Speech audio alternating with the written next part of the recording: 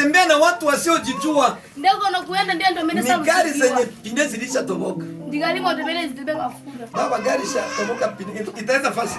Ndego lilibeba mafuta. Hata msukume hata kufanya haiwezi fasi. Ni watu hawajielewi ni wanani. Tuone ndo mimi sasa kuzizo ndio ndani. Natamani kutembea na watu wanaojielewa. Ndifura tende ndo mimi naruzizi. Paulo akaandikia wa Korinto. Paulo ndio anangolembela wa Korinto. Akawaambia wa Korinto. Anangooza wa Korinto. Antu watujue hivi. Atiziwe hivi. Watu wakujue hivi. Antu wakujue hivi.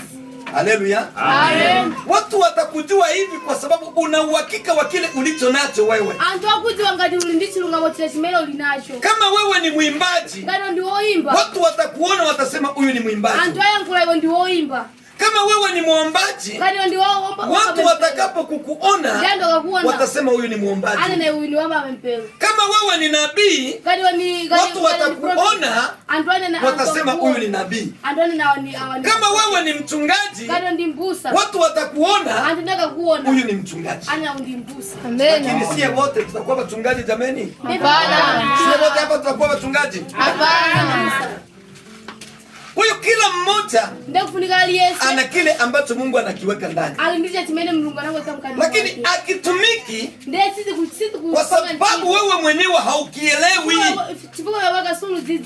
Tuko pamoja watu wa Mungu? Amen. Jambo la kwanza ambalo tunahitaji tujifunze kwa leo. Paulo akaandikia wa Korinto. Akawaambia watu watutambue hivi. Ya kwamba sisi ni watumishi wa Kristo. Amen. Hata mtu anapokukuona aseme huyu ni mtumishi wa Kristo. Tuko pamoja watu wa Mungu? Na kitakachofanya watu watambue wewe ni mtumishi wa Kristo, maneno unayoyasema yafanane na Kristo. Mwenendo wako ufanane na Kristo. Kutembea kwako kufanane na Kristo. Tuko pamoja watu wa Mungu? Petro alitamani kujificha. Wasimuone kama yeye ni mtumishi wa Kristo.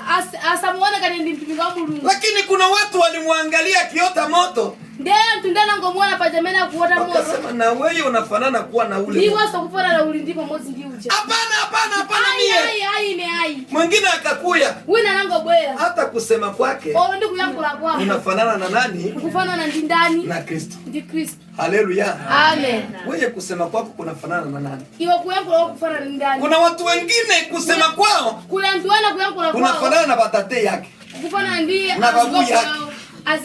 Ukimuona anasema tu kama baba yake tate yake alikuwa kufunga buso na ndio vile na yeye anafunga nini buso. Tuko pamoja watu wa Mungu? Ndio. Unafanana tate yako au unafanana na Kristo? Unafanana na gogo wako, unafanana na Kristo. Tuko pamoja? Timozi. Ili uito wewe ni mtumishi wa Kristo, ni lazima ufanane na nani? Ikufunika ufanane na Kristo. Tuko pamoja watu wa Mungu? Ndio. Lakini kilicho cha maana kwanza, ujijue wewe ni mtumishi wa Kristo. Ujijue wewe ni mtumishi wa Mungu. Tuko pamoja? Timozi. Wewe ni mtumishi wa nani? Wewe ni mtumishi wa ndani. Sasa mtumishi anaweza kukomande bwana wake wa kazi. Lakini hapa kwa leo, kwa wahudumu wa siku ya leo, wanaanza kukomande bwana wao wa kazi. Marumigia siku leo ama kwenda kuendesa. Kwaya tunaingia kwa siku gani hapa? Timalo kwa siku gani? Tunaingia kwa siku gani hapa? Siku ya kwanza.